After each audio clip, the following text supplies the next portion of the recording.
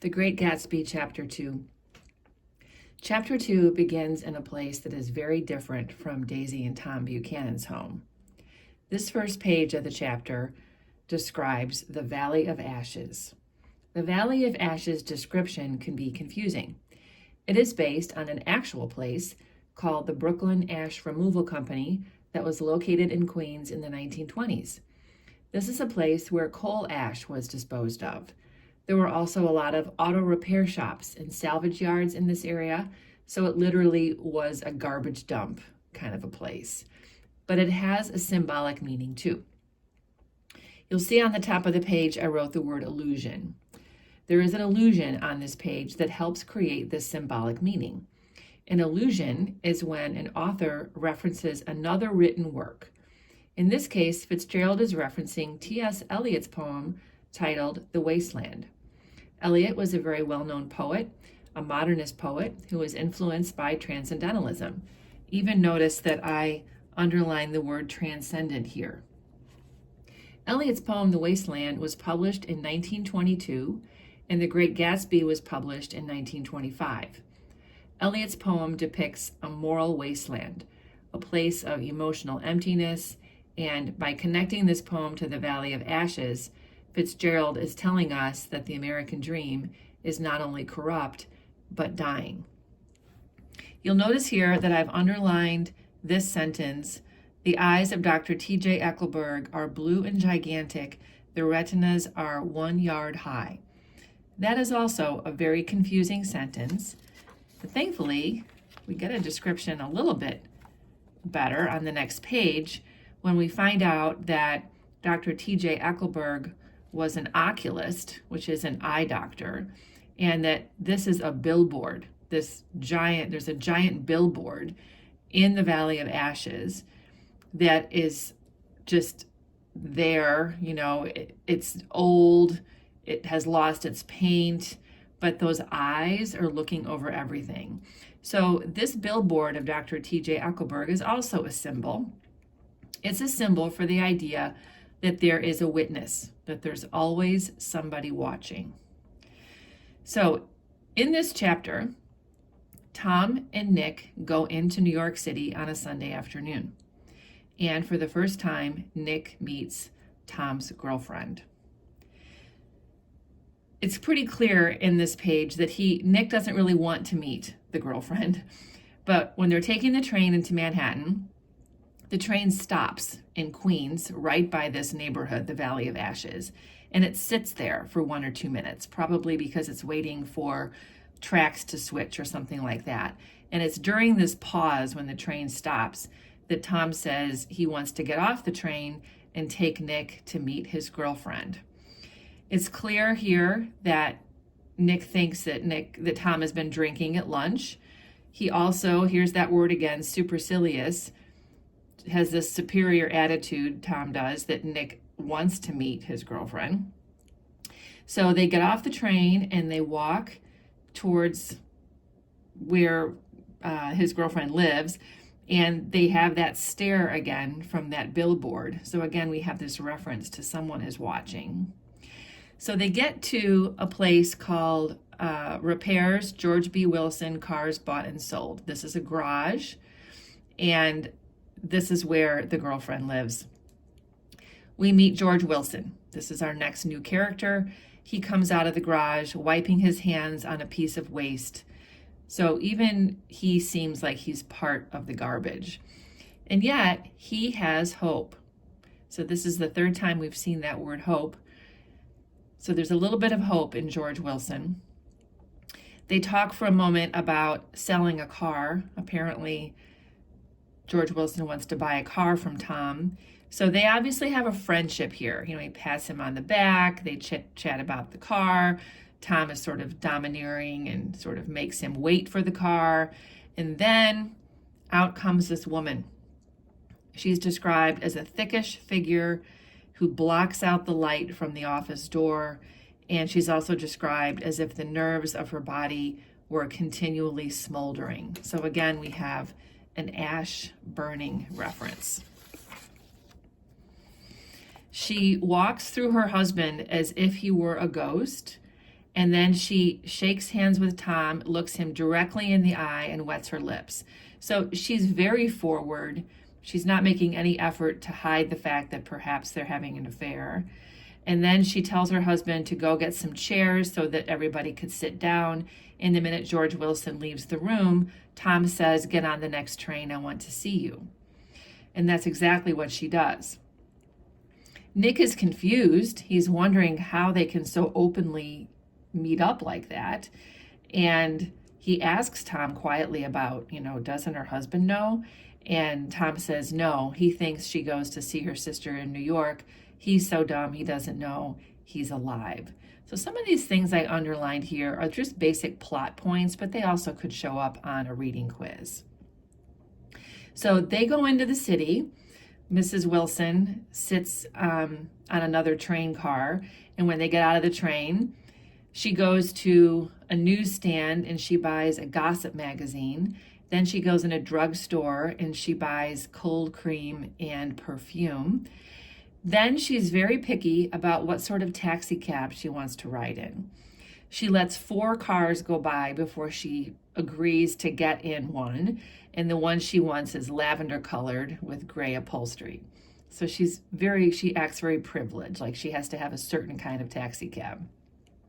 While they're driving through Manhattan, she sees a man on the corner selling puppies out of a basket. She tells Tom that she wants one of those dogs, that it would be nice to have a dog for the apartment. So as a dog lover, I'm wondering what happens to the dog when you go back home to your garage in the Valley of Ashes. She's very impetuous. Impetuous means impulsive, that she just does the first thing that pops in her head. She doesn't think about anything really. She's also not the brightest. She's reading gossip magazines. So this whole section is them actually buying this puppy out of a basket. It's pretty clear that the man who's selling the puppy doesn't even know what kind of dogs he has. He tells them that they're police dogs, which would be a German Shepherd, but they're not police dogs. Mrs. Wilson finds one that she thinks is cute. The man selling the puppy says it's an Airedale. Maybe it's an Airedale. And then the man selling the puppy also says the dog is a boy, and Tom says no, the dog is a female. They give the guy $10, and off they go to the apartment. So Nick would like to get out of the car. He does not want to go to the apartment. And we find out here that Mrs. Wilson's name is Myrtle. Right here, we see a reference to her actual first name. And her sister's name is Catherine. So he ends up having to go because he really can't find a way to get out of it. And when they get to the apartment, it's described as a long white cake of apartment houses. This reference reminds me of the wedding cake ceiling in Daisy and Tom's house. Myrtle says she's going to have the McKees come up. So these are people who must live in the building below them, obviously, because she says come up. And then she's going to call her sister Catherine.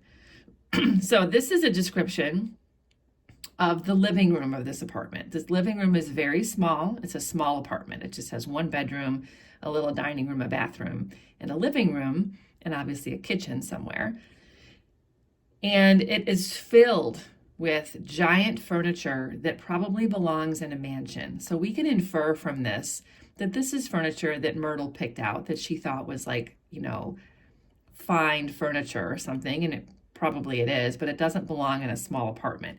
So this reference to stumbling over ladies swinging in the gardens of Versailles, they're describing here, or Fitzgerald is describing here, the fact that the sofa is upholstered in a tapestry fabric. And a tapestry fabric is a woven fabric that has a scene in it. So this particular sofa fabric has images woven in of women in the gardens and trees and flowers and things like that. So he's making a joke about how much space the furniture takes up. Over the sofa, there's a photograph that's very blurred and Nick can't really tell what it is. And then we have more gossip magazines on the table. And then they got a box of straw and some milk for the puppy, which makes the puppy seem like a farm animal. I'm not really sure this is at all what they should be giving a puppy. And they give him, this is the elevator guy. He goes and gets these things, including some dog biscuits. And then they sort of leave that puppy alone. So here we have an introduction of a motif that kind of lines up with some of the feelings that Nick had in chapter 1. And I have written here within and without. We're going to see this actually written out completely as an idea at the end of this chapter. But here's our first introduction to it here. And this is this sense that Nick feels like he's partly there, but partly not. And it happens in this particular scene because he gets drunk while he's at this party. And he says he's only been drunk twice in my life, and the second time was that afternoon. This could be a quiz question. He is asked to go downstairs to buy cigarettes. When he comes back up, Myrtle and Tom have disappeared, so we can assume that they're in the back room having sex. And he has to sit by himself in the living room and wait for them to come out. They do eventually return, and up comes Catherine. So Catherine is the sister. She is a worldly girl of about 30 with a solid sticky bob of red hair and a complexion powdered milky white. So she's a modern woman in the way she presents herself.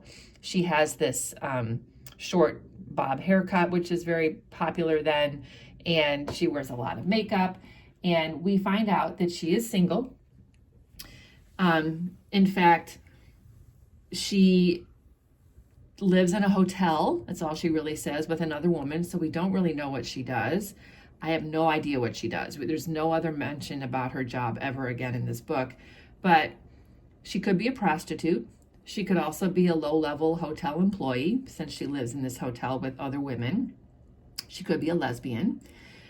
We will find out as we read a bit more about her in this chapter that she travels, which tells me she has money. We'll also find out later in this chapter that she does not drink, which tells me that she needs to keep her wits about her. So my bet is that she probably is like a prostitute or a high-end female escort type of person. But the main thing that matters about her is that she is self-sufficient. So she is another example of a modern woman. So then we have the McKees. They are described, Mr. McKee, as a pale, feminine man from the flat below. This is a common quiz question. He comes into the apartment with a spot of shaving cream on his cheekbone. When it says there's a white spot of lather on his cheekbone, it means that he didn't wipe it off when he was shaving. He is also a photographer, and he actually made the picture that's hanging over the sofa, and this is a picture of Mrs. Wilson's mother. And then his wife, Mrs. McKee, is described as shrill, languid, handsome, and horrible, which are very contrasting qualities in a person. And she talks a lot about what an amazing photographer her husband is. This little section shows Mrs. Wilson transforming herself into what she believes to be an upper-class woman. She has changed her costume. So this is a great hint to us that she's play acting here. And she's wearing a cream-colored chiffon dress now. That cream-colored chiffon dress reminds me of white, which is one of those colors that symbolize the old money on East Egg. And she says everything with an impressive hauteur, which is just like a very, haughty tone of voice. Over here, she is described as becoming violently affected moment by moment, and she's basically filling up the room with all of her energy. She starts talking very quickly, and she says things like, "Fellows will cheat you every time. All they think of is money." I wrote here that that's pretty ironic because she is cheating on her husband because all she thinks about is money. She talks about somebody who came up to the apartment last time she was there to look at her feet, which is sort of gross. And this woman's name was Mrs. Eberhardt. We will never see Mrs. Eberhardt again in this book. So this is a very much extra character, but it could show up on a quiz question, I suppose. And she's a person who looks at people's feet in their homes. Then they start talking about, the women start talking about Myrtle's dress. And Mrs. McKee says she likes it. And Myrtle says, oh, it's just a crazy old thing. I slip it on whenever I don't care what I look like, which again, so fake and affected. Then we switch over to a conversation about Mr. McKee's photographs and how maybe he could photograph Myrtle. And we find out that Mr. McKee's first name is Chester. So that might be an important thing to keep in mind. This conversation about photographing Myrtle goes on for quite a while. And it's just sort of a continued description of how this party is progressing. At some point then, Catherine says that she was at a party over on West Egg at a man named Gatsby's. And she asks if Nick knows him. And of course, Nick says, yes, I live next door to him. Well, we get some rumors here. She says, well, they say he's a nephew or a cousin to Kaiser Wilhelm. That's where all his money comes from. And that doesn't seem to make any sense to Nick, but Nick hasn't met Gatsby yet. Then she says that she's afraid of Gatsby, that she'd hate to have him get anything on her. Then there's a switch over to talking about maybe Mr. McKee could photograph Catherine. This has become like an obsession that they just want Mr. McKee to take a bunch of pictures of everybody, which of course I think he's probably too drunk to do. And then they switch over to a conversation about Myrtle and Tom. And Myrtle and Tom are in the kitchen, probably putting together some food or something. And they say that Myrtle and Tom can't stand each other. Catherine says that she believes that they should get divorced right away and marry each other. And she says it's really his wife, this would be Daisy, that's keeping them apart because she's a Catholic and they don't believe in divorce. And Nick knows that Daisy is not a Catholic. So again, these are just rumors. Catherine believes they're going to get married, and she says that when they do, they're going to go west for a while to let it blow over. And then they discuss that maybe it would be better for them to go to Europe. Then they start talking about their own marriages. So Mrs. McKee says, I almost made a mistake, she declared vigorously. I almost married a little kike who'd been after me for years. I knew he was below me. Everybody kept saying to me, Lucille, that man is way below you. But if I hadn't met Chester, he'd have got me for sure. So a couple things to point out here. Mrs. McKee's first name is Lucille. Also, this word kike is a very derogatory term for a Jewish person. So the fact that she is using it here shows that she has a lot of Jewish prejudice, but also that the people in the room are assumed to also have a Jewish prejudice. Then Mrs. Wilson, Myrtle Wilson, talks about her husband. She says that she married George Wilson because she thought he was a gentleman, but she discovers that he wasn't, or at least in her opinion. I thought he knew something about breeding, but he wasn't fit to lick my shoe. So she thought he was better off, maybe financially, or maybe that he came from a more distinguished family than he actually did. Catherine tries to correct this. She says, well, you were crazy about him for a while. And she said the only thing crazy was that she married him. And the reason it was crazy, according to Myrtle, is that because George Wilson borrowed somebody's best suit to get married in.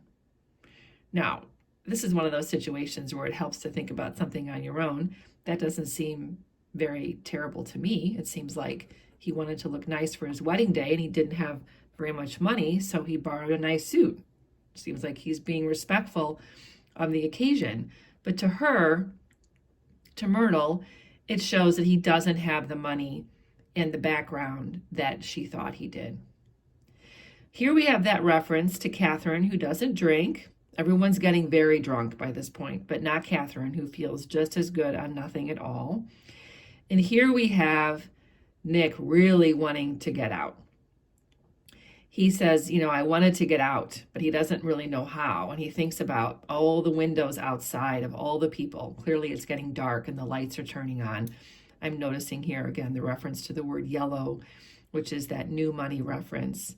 And he says, I marked this on the previous page, I was within and without, simultaneously enchanted and repelled by the inexhaustible variety of life. So this is a motif that will come up again and again. It's whether it's him feeling within or without, or him having inner conflict. This is an idea that is repeated throughout this entire book. So a motif is an object or an image or a phrase or a word that is frequently repeated by the author. And this is done on purpose. The author uses these images and ideas to help make the theme clear to the reader. And a theme is the main message of the text. It's the author's purpose for writing. We have had a couple of motifs introduced so far. Besides this idea, we also have the motif of colors. We've had a lot of white and red, and then we're going to have a lot of gold and silver associated with new money. Then we hear about the first time Myrtle met Tom, a very stark contrast to her opinion about George Wilson. The first thing she notices about Tom is that he has a dress suit and patent leather shoes. So she is definitely judging somebody by the way they dress. And she sees him on the train. And when they get up to get off the train, she's pushed against his white shirt, which again really impresses her. And they kind of flirt. And it ends up that she gets in a car with him when they get off the train. And the reason she does this is she keeps thinking to herself over and over, you can't live forever, you can't live forever. So then after she tells that story, she pivots and she says this ridiculous thing. She says to Mrs. McKee, I'm going to give you this dress as soon as I'm through with it. I've got to get another one tomorrow. I'm going to make a list of all the things I've got to get. A massage and a wave and a collar for the dog and one of those cute little ashtrays where you touch a spring. What? And a wreath with a black silk bow for Mother's grave that'll last all summer. I got to write down a list so I won't forget all the things I got to do. So she is very materialistic. It's obvious that when she gets together with Tom, she sees it as a shopping spree.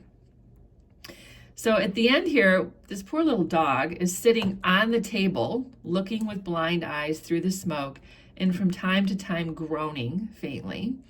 People are disappearing, reappearing. We can assume this is getting late into the evening. Poor Nick has been in this apartment for hours. And then all of a sudden, right before midnight, Tom Buchanan and Mrs. Wilson stood face to face, discussing in impassioned voices whether Mrs. Wilson had any right to mention Daisie's name. So they had obviously been talking about Tom's marriage to Daisy. And Mrs. Wilson shouts her name, Daisy, Daisy, Daisy. I'll say it whenever I want to.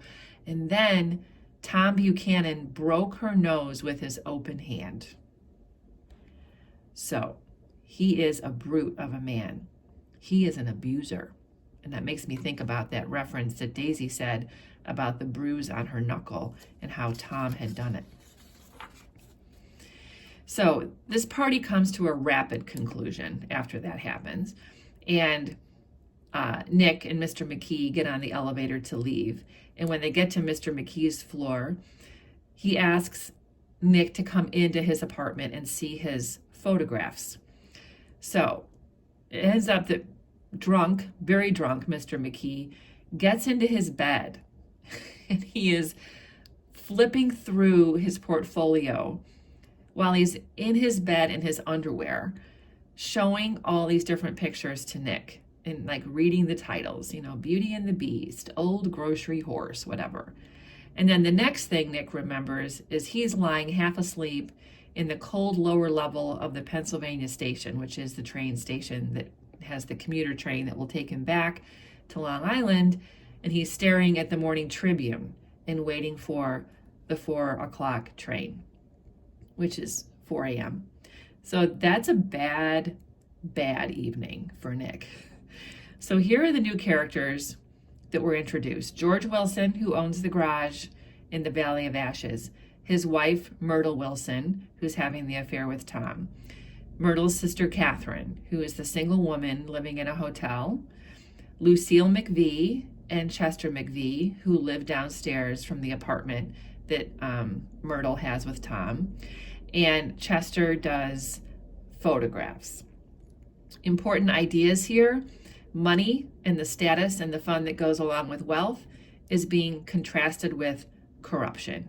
So this has been developed a little bit in chapter 1, but it's very evident in this chapter that this chasing for money is corrupting people.